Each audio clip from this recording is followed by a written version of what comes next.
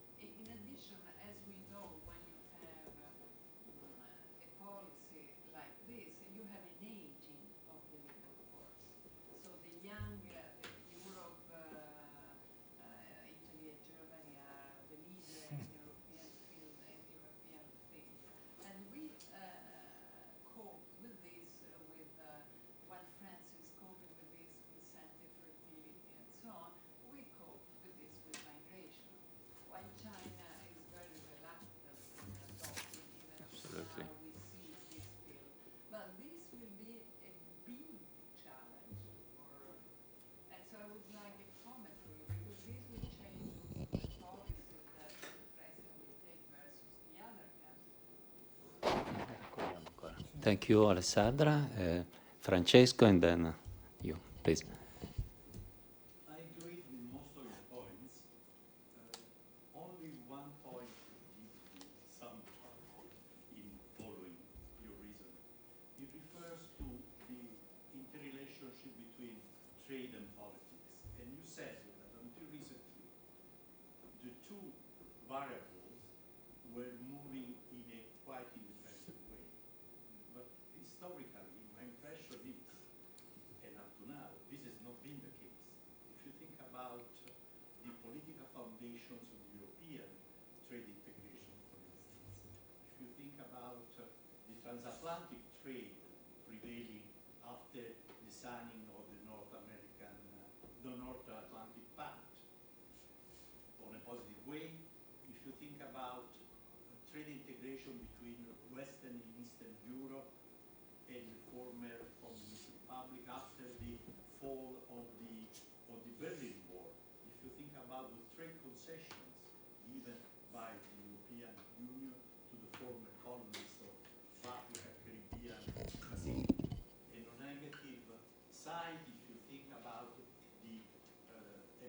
trade embargoes imposed mostly by the US on the weaker countries of Cuba, Iran, Iraq, and Korea.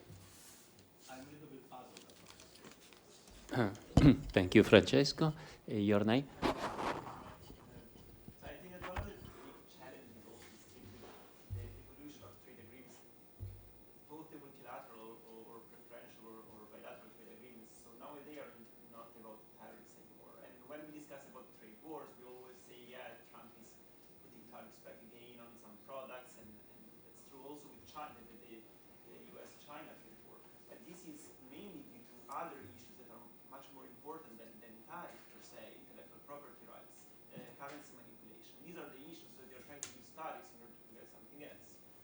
when also you were speaking about the EU-China, potential EU-China agreement, this is clearly an investment agreement, and even with Germany being residing in the European Parliament, this will never pass. This will need the ratification of all European member states, and it's given the ruling of the European Court of Justice, it's very unlikely that all European member states will ratify an investment agreement with China. So there are many issues now. If we look at trade agreements, they are more than 3,000 pages long, while 20 years ago they were like 200 pages long, and they were mainly with tariffs. So how to put back again all the issues that are much more important nowadays for countries and firms trading on themselves that are not simply tariffs. Tariffs reduced a lot, like thanks to that WTO now, tariffs are not the crucial aspects of trade. Andiamo ancora una. Okay, one more, then we. Elisabetta. Thank you very much. I really appreciated your presentation. You talked about a zero-sum game, talking about politics by Trump. Don't you think that you agreed that China is the one which has more benefited than found the openness markets, and probably it's quite difficult to come back to this sort of privilege. So don't you think that politics made up by Trump could be in fact a sort of preliminary step in terms of strategic commitment, just to redesign the game and then to get a sort of agreement? This is the first thing. And then always think reasoning in terms of game theory, but coming to corporate game theory, where the actors can in fact have binding agreements between them. We have a sort of free subject game: U.S., Europe, and China. And so there's coalitions. And so what would be in fact the role of Europe? Because it obviously is the smallest given the three. So couldn't it be a way to get a clearer trade in spite of being a bit aggressive? Che adesso. Con te vi siamo abbastanza. Yeah. So what Alessandra is saying, I absolutely agree. When I show the rebalancing challenge, all this story, there is the demographic kind of trends, because as in many respects, this story of the middle income trap is so challenging for China. It's challenging for any country, but it's particularly challenging for China because, differently from any emerging or developing country that arrive at this very important juncture with a certain positive demographic structure, China is on the opposite side. Just for the one-child kind of approach, China is a demographic kind of trends that is worrisome under many respects. The China government knows very well and has been knowing very well the major idea behind this big shift from quantitative low-cost growth approach to technological content approach. There is the demographic threat, because the idea is the only way to counteract a negative demographic trend is either migration, immigration, or productivity. In other words, there is no other way of trying to escape from this. And so far, China is considered the possibility that this big shift, not only in terms of more technological content, but the entrance of China into the technological frontier, because the immense amount of money, the immense effort that currently China is doing in terms of investing in artificial intelligence, investing in digital economy, in big data and so on, is something more than, a technological kind of upgrading. So the idea of, the strategy so far is that if we will be able to enter into this new technological kind of trend, we will be able to counteract this kind of demographic trend. In the meantime, certain kind of modification in terms of demographic policy has been introduced. This is very optimistic from many respects. It was the same story that Japan was, 20 years ago, something like, in some way thinking about. So far has not been very successful, in many respects. But I agree with you. This is an incredible kind of challenge, showing that, we should not overemphasize the kind of unavoidable rise of China becoming from what is today to, 10 or 20 years. Because this is, so far, no country in the world has been able to, of course, the mitigation could come from certain kind of migration from, but this is another, kind of major step, particularly if we look at the political structure system in China. Because this, as we know, we see in few small area where, this kind of heterogeneous population, what the kind of problem is creating. Imagine if, you become two. So I agree with you. This is another, is something that is going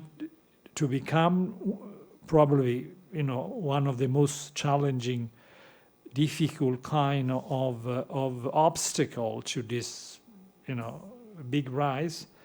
And what one could expect, is going to negatively impact the rate of economic growth of China, more than, what we see today. What I see a kind of contrast is this idea of betting so much in terms of technological change and technological restructuring, and on the other hand, this penalization of the private sector in China, because this is, an open contradiction in terms of final outcome. Because there is no doubt, if you look the share of private sector since 2013, 14 today, has been drastically reduced. So how you reconcile this idea of this technological dynamism, this technological, change? That means, I repeat, adaptation and diffusion of technology, because that is the key obstacle to, to produce a technological restructuring. It's not so much to produce new technology.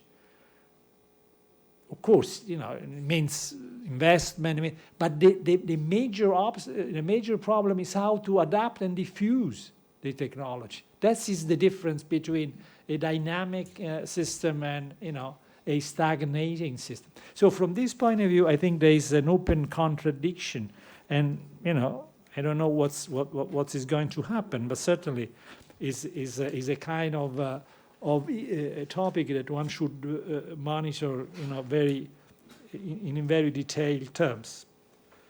Trade and politics, and political power and power.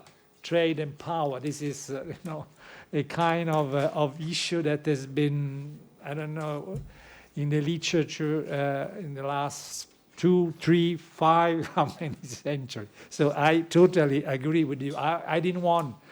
I'm sorry if I, transfer this. I didn't want to deny, the fact that from this point of view, political factors has been always behind, trade relation, trade strategy, and so on. What I like to emphasize is we have been able, we have been, in the 30s, we have been destroying the international trading order by protectionism, diffusion of balance of power, with the dramatic effect of that we know.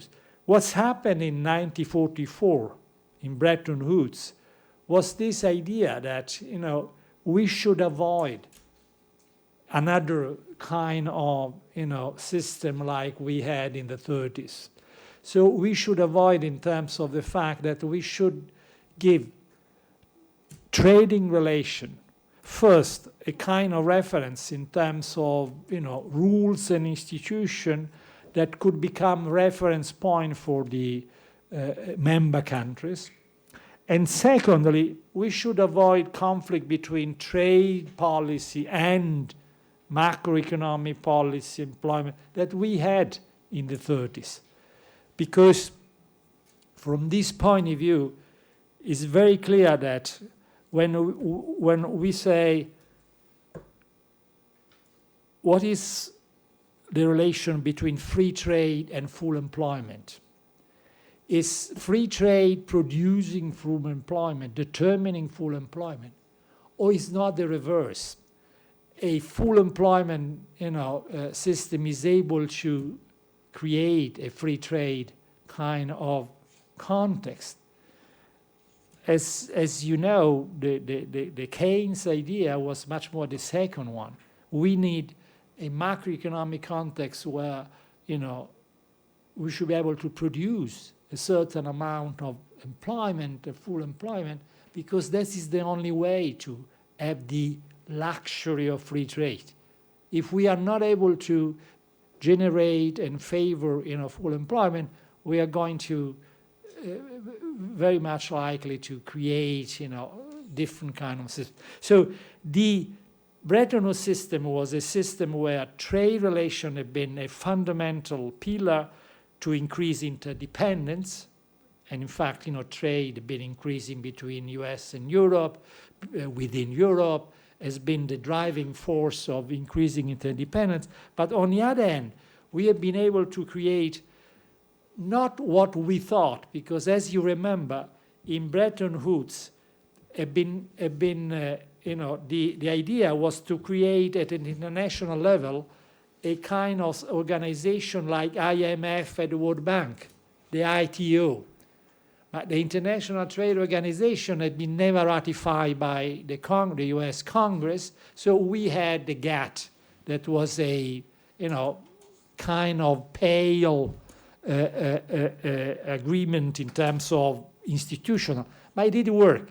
Why? Because the system was a bipolar world, and US was able to agree with Europe. So we had many very successful GATT round, because US and Europe have been, under many respects, been able to find an agreement and transfer this agreement to the rest of the world, up to Doha, when this was, not anymore possible. So I would say that international relations have been able to be built upon rules and institutions. Economic relations have been able to, be separated from security and what we could say the power, relation. This kind of separation, I agree with you. The Treaty of Rome was strongly based on the separation between economic relation and the rest, and power relation, political relation. The idea of competition, as the only industrial policy in the EU was very much based on this possibility of autonomy of economic relation. And in fact, the defense, the security system in Bretton Woods was dominated by this US hegemony upon the rest.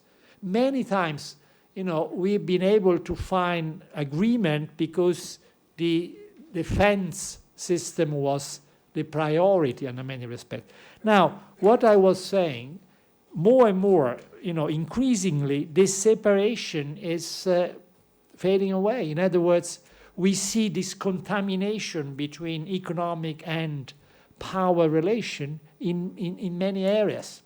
So the economic policy, trade policy, monetary policy, financial policy are used not only for economic or efficiency reason, but for power and political reasons.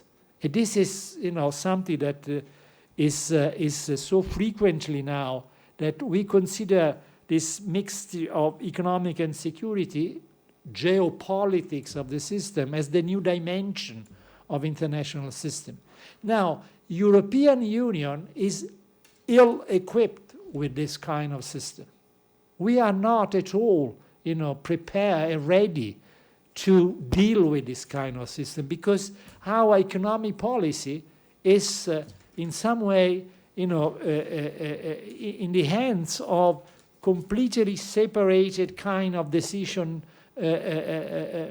making system than, the rest. And in fact, at the EU level, we have a lot of trade policy instruments, but we have no defense or, other kind of security system. This is not going to work anymore. And in fact, if you look at the speech of the new president of the Commission, Ursula von der Leyen, she highlighted this fact. She wants a new committee in the Commission that is Economic and Security Committee. This is not by chance.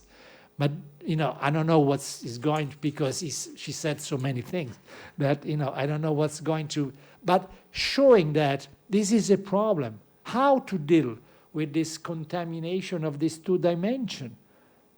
For example, if there is a decision made by a Chinese, Japanese, or Korean company to buy a European, a French, German company, and this is going to be an area that we consider, an area very important for security reason, for strategic reason. European Union has no instruments today to deal with this kind of decision. US has a kind of instrument, China has a kind of, Japan. We have no this kind of instrument because this is a national decision. And this could not work anymore because the economic space is unified in Europe. So it's showing that more and more, this new dimension at the international level is going to have an impact upon how in European domestic area, these two area are, and I do expect that, for example, even in the area of competition policy, there is now an increasing request by different people, not at all Marxist or statalist. They say competition policy is fine, but there are areas where competition and security are going to merge. What we do? We simply say, this is an economic kind of sphere. We could not consider. This is not the same thing that is happening in the US, in Japan, and in the rest. So this is why I said, but I agree with you. This is a very common kind of thing. Very briefly now. See, yes, the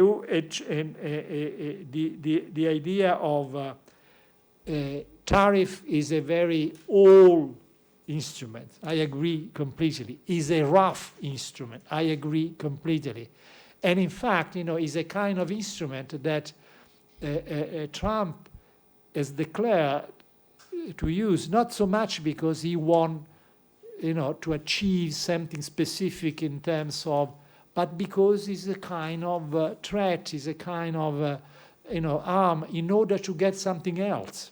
So the tariff is used in order to get I don't know, reducing the trade deficit or trying to stop technological upgrading or technological policy or immigration in, from Mexico. Or so Trump is using a business approach, saying that this is the kind of things that I can use because it's quite effective.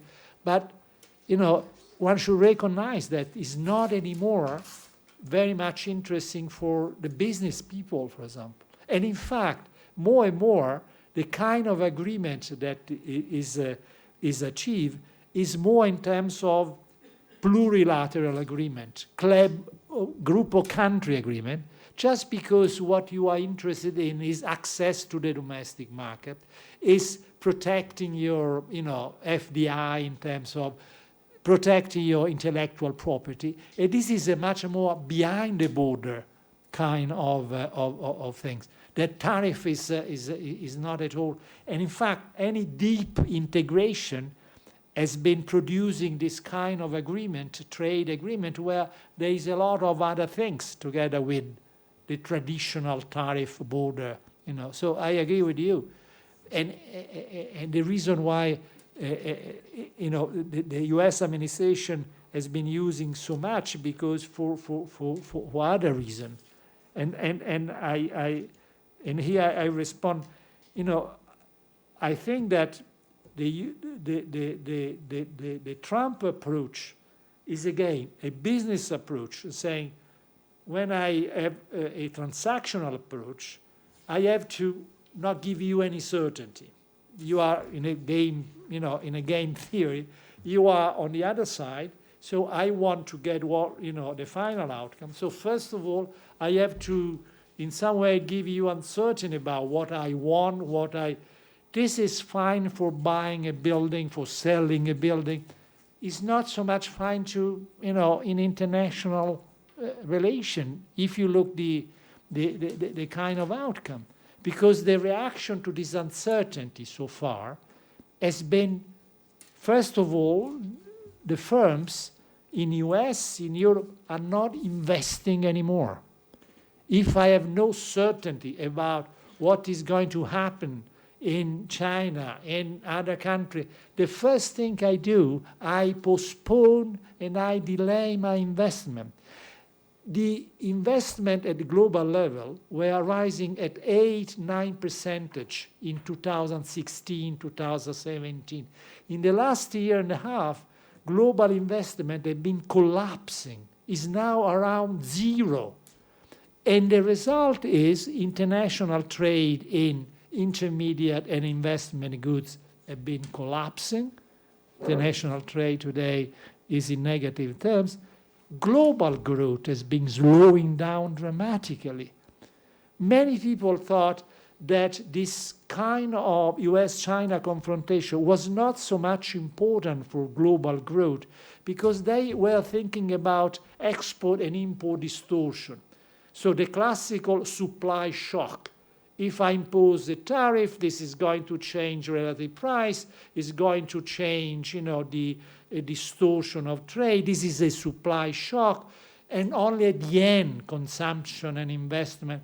But that is not a major impact. The major impact today, and in the last year and a half, has been uncertainty determining investment, slowing down, and investment slowing down, determining, the rest of chain economic reaction. And in fact, for many months, even financial markets have been underestimating the US-China kind of trade relation. They've been very much optimistic about, of course, fluctuating around a deal, no deal, a deal. But at the end, not so much worry.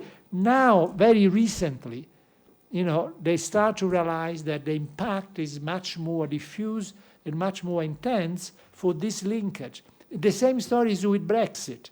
Brexit has been, so much negative for, UK and Europe because of uncertainty, the generation of uncertainty and the investment kind of dramatic decline in the UK and in other parts of Europe. So I will say this kind of approach could work if you want to sell the Trump Tower, or if you want to buy a resort in Florida. But I have a lot of doubts that it's so effective in terms of international economic relations. Thank you very much. I think it could be worthwhile if we keep short we can collect a few other short comments. Before Alessandra goes away, I want to just to no, I want just to add on the point of demographic transition. I completely agree. The strange thing is, if you go to a micro level, that is, if you visit a company in China, notwithstanding the aging of population, it's very usually you don't meet top managers older than 40 or 45 because the aging went along with extraordinary growth rate, and so it's interesting. Of course, yeah, absolutely. That's the situation now. If you want to, you could collect two other. I think, Giuseppe, please.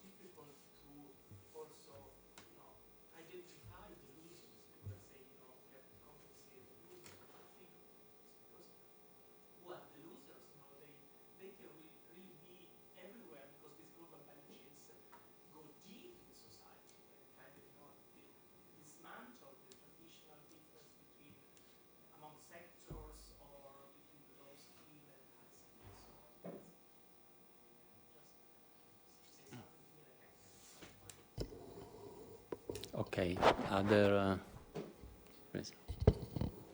What about changing income inequalities inside China and the probability of the spreading out of a social conflict? I think that present riots in Hong Kong are only fact transitory question, but perhaps I am wrong. Grazie, please. Your name is? Carlos. Okay, the first one of the group, IMF. I just want to thank you, thank Professor Riccatelli for a fantastic presentation. I was going to ask you, you mentioned, and I'm not asking as a member of the IMF right now, as a former professor of history, just for your view in terms of when you mentioned the IMF and the World Bank, your view in terms of either to incorporate other nations. Well, it cannot be that the Europeans and the Americans basically dominate these institutions any longer, and we keep repeating the same mistakes. You were talking also as a European, no? So what do you think would be better or more feasible to reform the voting system within those organizations, or basically redoing the whole structure from the beginning? I mean, what was in your mind when you were advocating about it?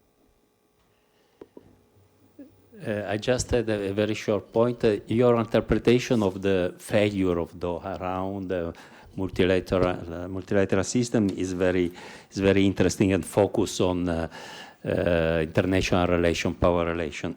To which extent also an internal contradiction of the free trade approach played a role, that is the non-tariff barriers issue.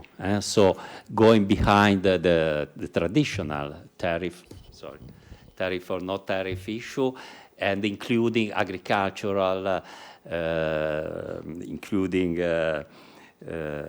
all kinds of state intervention, etc., etc. and including the Airbus Boeing story, etc. Was it a sort of internal, implosive contradiction of the concept itself and the other point, I completely agree also with all the instrumentary for new core issues, FDI, intellectual property, and technology. And I think with the next presentation, we'll move also to discussion of value chains. The last point is, so trade and investment is now the topic. The last point, when you said more reciprocity asked by EU, especially EU, and do you have the impression that China started to give a positive answer to this request of reciprocity? For example, in the field of a joint venture in automotive industry, China moved towards liberalizations. It's no more compulsory to have 50% owned by Chinese partner. And they did that in the one of the hottest moment of trade dispute, trade war. So they shifted to that field. I think it was quite an interesting point.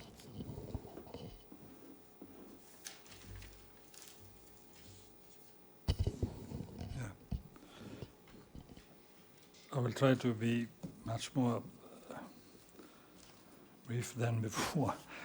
For the first, traditional competitive advantage and global value chain, I agree with you completely. It's much more complex to define the kind of cost and benefit of international trade relation in a global value chain, environment than in a Ricardo kind of a word, because as we know, Ricardian approach is very much in terms of final goods. Portugal producing wine, UK producing clothing, they exchange, and at the end they show. We know that even in the Ricardian world, when you go beyond chapter 1 of the textbook, many things should be added to this story of mutual win-win, because dynamic, because and so on. But when you enter into the fact that it's not anymore a final good that are characterizing international trade flows today, but predominantly is intermediate and investment good, the components of a final good. In other words, is not so much computer as a final good that is, characterize international trade, but the many components of of a computer that go back and forth in a different country. And it's not only computer, it's almost, an incredible amount of goods that today are the sum of many components, and these components are produced in different countries because what? This is, very important to underline this story, because here we should distinguish between one interpretation saying, but look, at the end of the story, the global value chain is going to even increase the validation of a competitive advantage, because instead of producing a final good, you are producing different components, but different components could be high-tech, high capital intensive, high labor intensive. At the end of the story, you're going to locate according to the factor endowment of country. So global value chains could be a sort of arbitrator that is going to, implement the Excher-Olin Samuelson kind of logic, even more than, was implemented in the past. This is an interpretation, as you know, in the literature. Another interpretation is that this is not so much so, because a global company has a systemic kind of logic that is something that is autonomous from, the different country kind of factor endowments. So you have a systemic logic that is within the organization of global company that could be compatible or not with the kind of structure of the final good. So this is showing the complexity of the story when we're trying to disentangle, Because, for example, when we read so many times the confrontation between a international, multinational company and a local government, or, both are right, because the global company is right in defending its own kind of system, logical system. This location doesn't correspond anymore to the possibility of having my, logical kind of system, so I am going to change, relocate. The local government is perfectly right in defending his own territory, his own goal. So in this case, is indeed the story of comparative advantage is indeed very complicated by this kind of. So I agree with you that, in economic terms, we should be much more cautious when we, define the story of winner loser.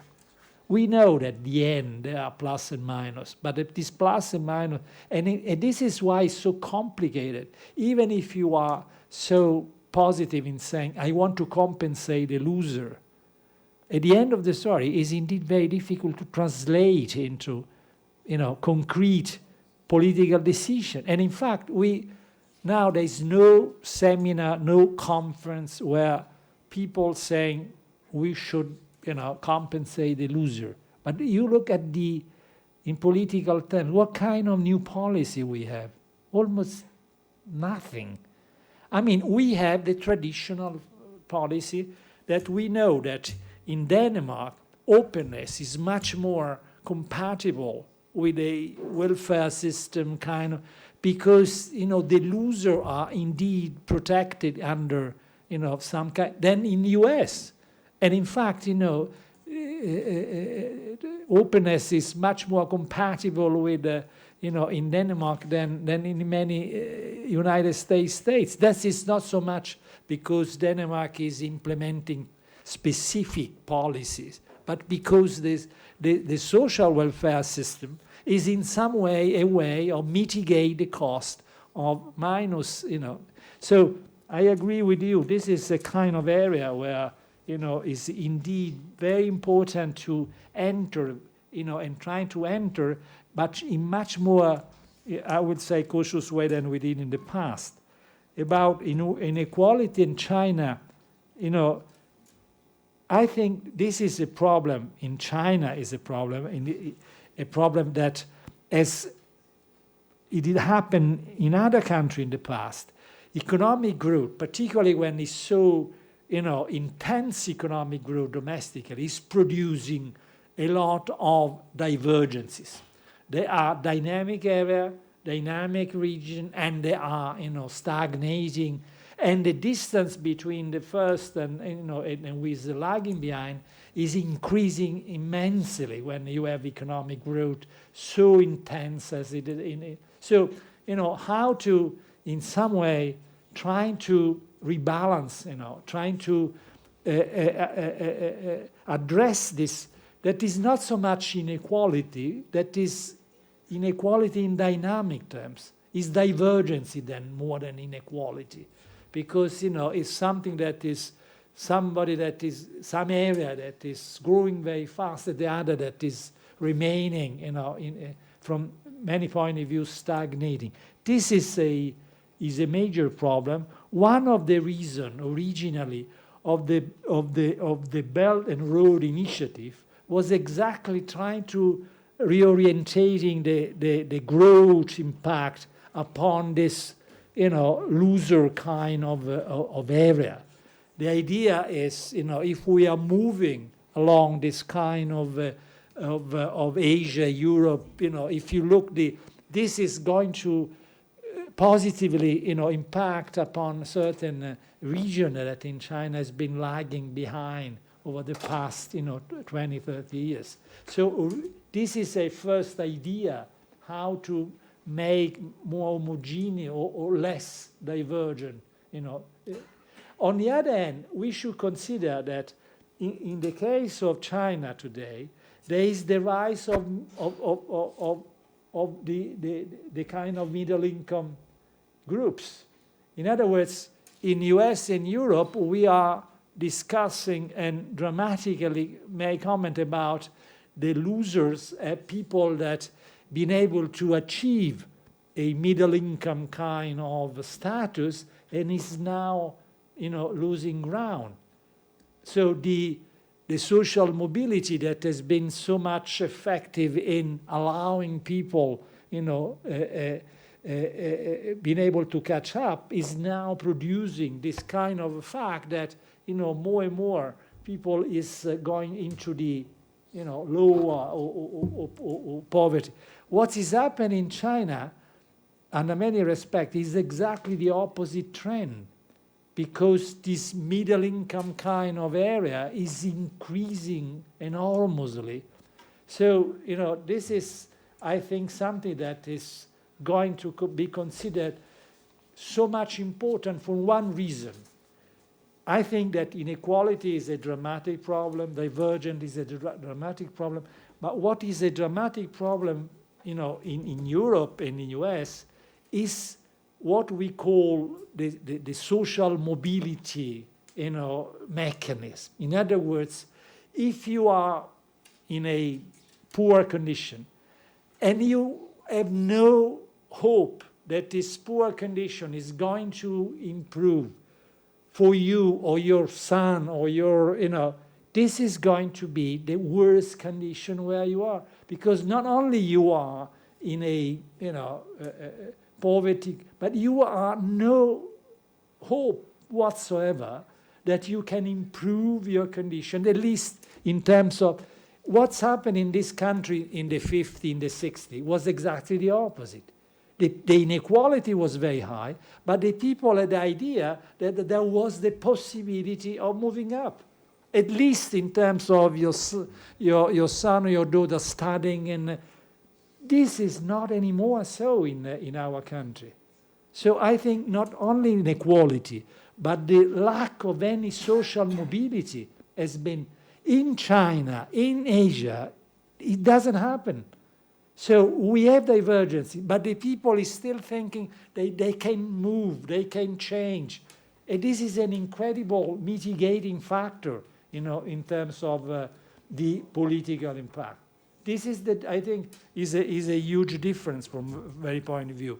In terms of, very well, in terms of theoretical terms, is much easier to change an existence organization than to create a new one.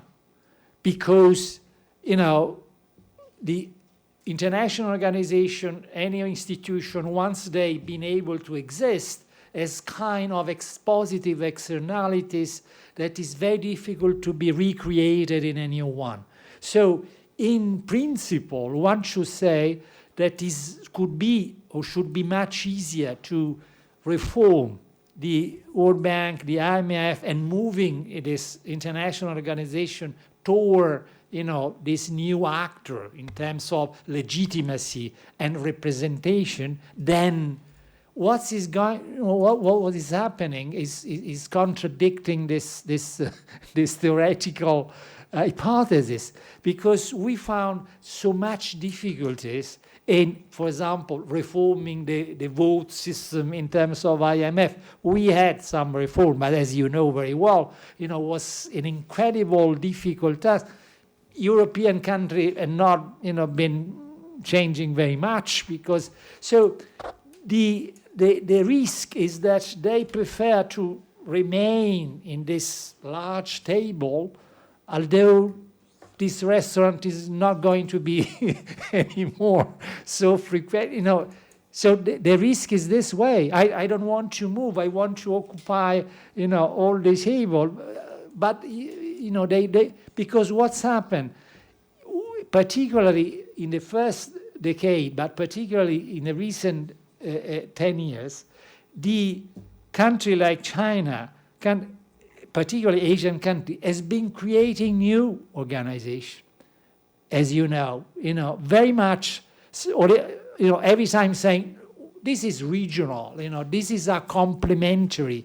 But if you look the resources, if you look the goal, if you look the strategy, they are, real competitor to the World Bank. Not so much the IMF. IMF is still, the dominant organization, but even in finance, there are this kind of agreement that is increasing. So my concern is that unless we find a kind of discontinuity, a kind of much bigger step toward this kind of reform, if we are going to extend the past approach, I am afraid that this new organization are going to become much more important, and in the end, they are going to, in a parallel terms.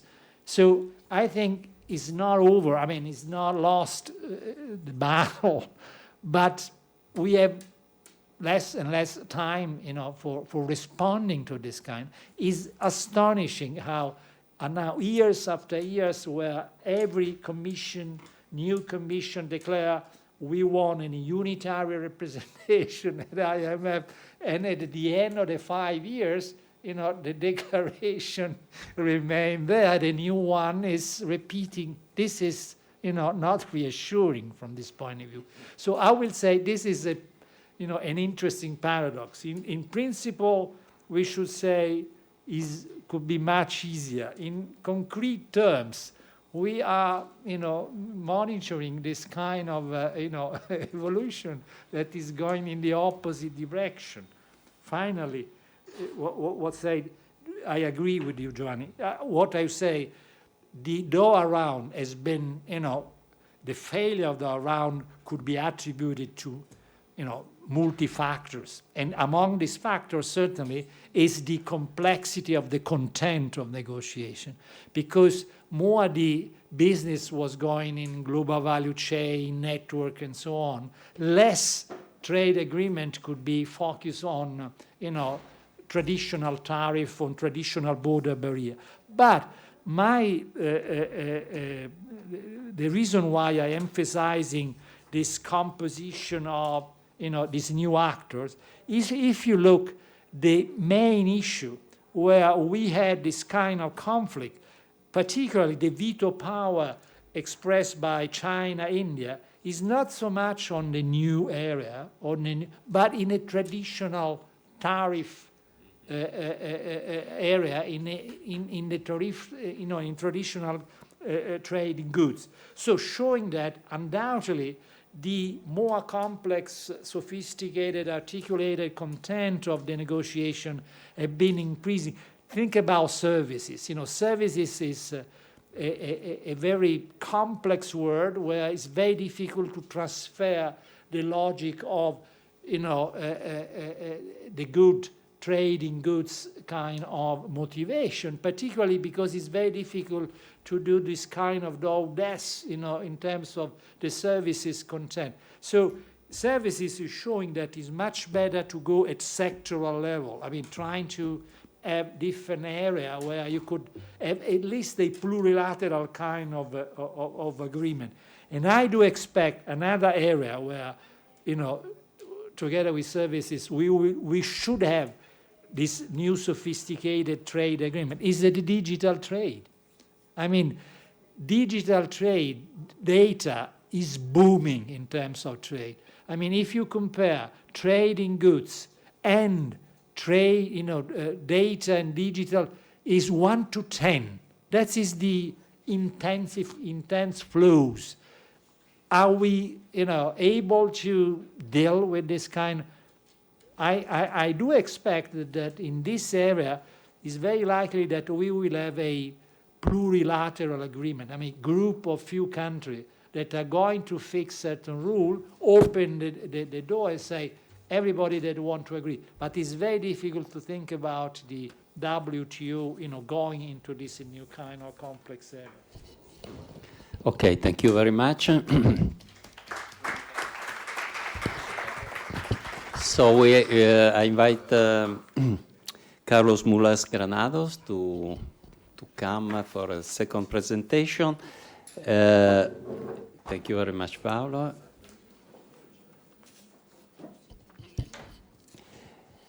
Trade wars and neo-mercantilism is also challenging the reality and the analysis of global and regional value chains or international production networks. And so the title of this presentation is Trade Tension, Global Value Chains and Spillovers, Insights for Europe.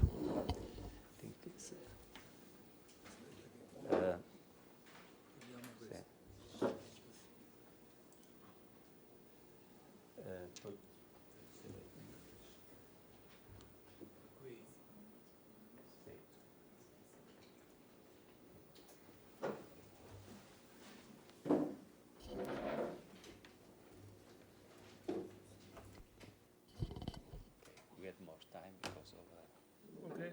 Like in 40 minutes. Okay.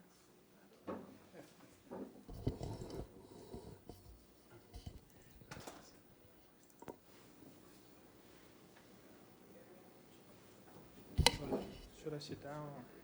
As you prefer.